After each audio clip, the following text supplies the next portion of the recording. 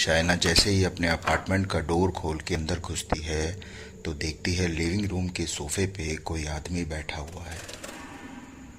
शायना उस आदमी को देखकर एकदम से घबरा जाती है क्योंकि वो तो वहां अकेली रहती थी। वो डरते डरते आगे बढ़ती है और उस आदमी से पूछती है, "क- कौन है वहां?" वो आदमी शायना की तरफ घूमता है और कहता है, "घबराइए नहीं शायना जी, मेरा नाम कुमार है।" शायना पूछती है, "कौन कुमार?" कुमार कहता है, "वाह डॉक्टर साहिबा, रोज मुझसे फोन पे बात करती हैं और पूछती हैं कौन कुमार?" शायना समझ जाती है कि वो कौन है और पूछती है, आप आपको मेरा एड्रेस किसने दिया और आप अंदर कैसे आए?" कुमार कहता है, मेरे लिए कहीं भी जाना बड़ा आसान है। खैर, आपने आज फोन नहीं किया तो बस खैरियत पूछने चला आया। चलता हूँ, कल फोन जरूर कीजिएगा। आप हालचाल पूछती रहती हैं तो बीमारी का एहसास थोड़ा कम होता है। और कुमार चलते चलते ही शायना से पूछता है, वैसे मैं ठीक तो हो जाऊंगा ना डॉक्टर? शायना जो कि वहाँ हैरान सी खड़ी थी कहती है, हाँ हाँ हाँ हाँ जी जी जी, दवाइयाँ लेते रहिए, धीरे धीरे आराम आएगा। और ये सुन के कुमार शायना की तरफ देख के मुस्कुराता है और चला जाता है। और शायना हैरानी से उसे देखती रह जाती है और सोचती है, इसे मेरा एड्रेस कहाँ से मिला। शायना अपने रूम में जाती है और खाना खा के सो जाती है। रात का सन्नाटा छाया हुआ था। शायना गहरी नींद में सो रही थी, तभी अचानक उसे किसी के रोने की आवाज सुनाई देती है। शायना घबरा कर उठ जाती है और आवाज की तरफ जाने लगती है। आवाज लिविंग रूम से आ रही थी। वो डरते डरते लिविंग रूम की तरफ बढ़ती है। जैसे ही वो लिविंग रूम में पहुंचती है, आवाज आनी बंद हो जाती है। वो लिविंग रूम में देखती है मगर वहां उसे कोई नजर नहीं आता। वो वापस अपने कमरे में आती है और जैसे ही बेड पे लेटने लगती है, फिर से वही रोने की आवाज आने लगती है।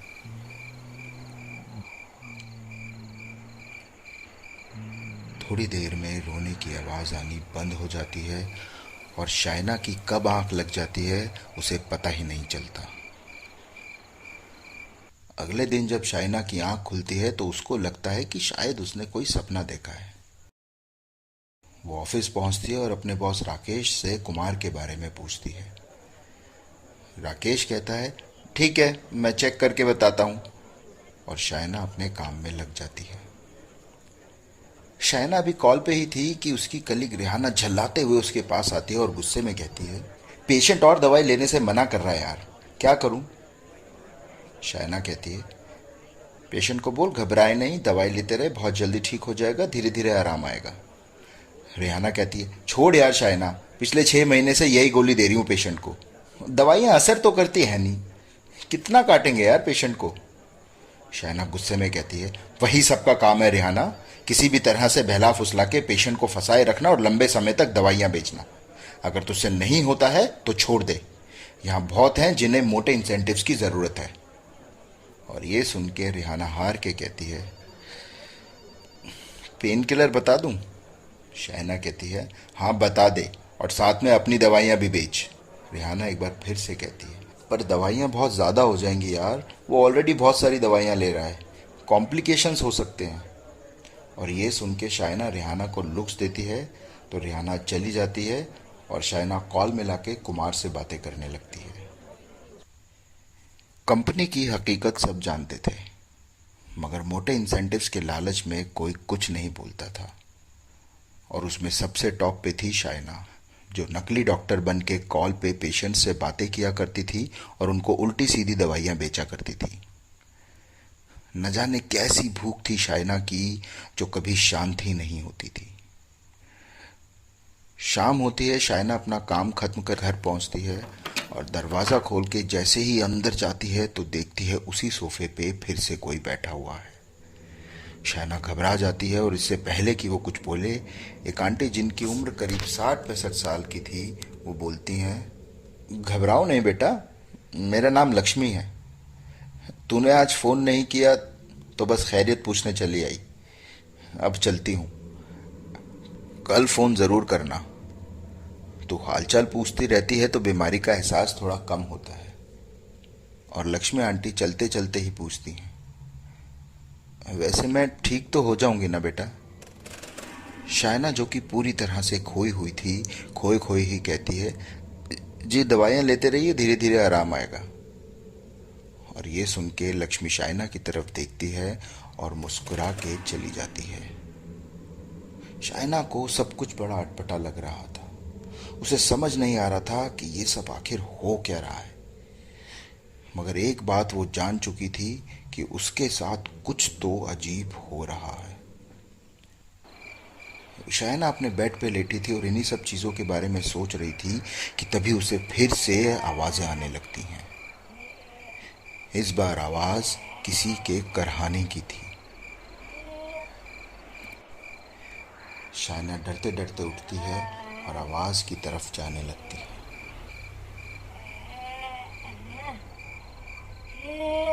आवाज़ फिर से लिविंग रूम से ही आ रही थी। मगर जैसे ही वो लिविंग रूम में पहुंचती है, आवाज़ आनी बंद हो जाती है। वो देखने की कोशिश करती है मगर वहाँ उसे कोई दिखाई नहीं देता।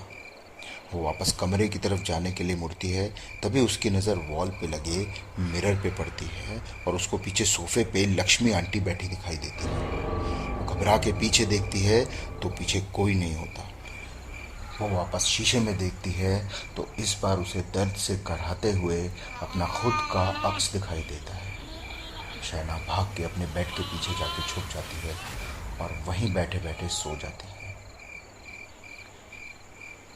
अगले दिन जब शायना की आंख खुलती है तो उसको फिर से ऐसा लगता है कि शायद उसने कोई सपना देखा है। वो डरी हुई सहमी हुई ऑफिस पहुंचती है और अपना डर दूर करने के लिए लक्ष्मी आंटी को कॉल मिलाती है। उधर से लक्ष्मी आंटी की आवाज़ आती है, हेलो बेटा। उनकी आवाज़ सुन के शायना राहत की सांस लेती है।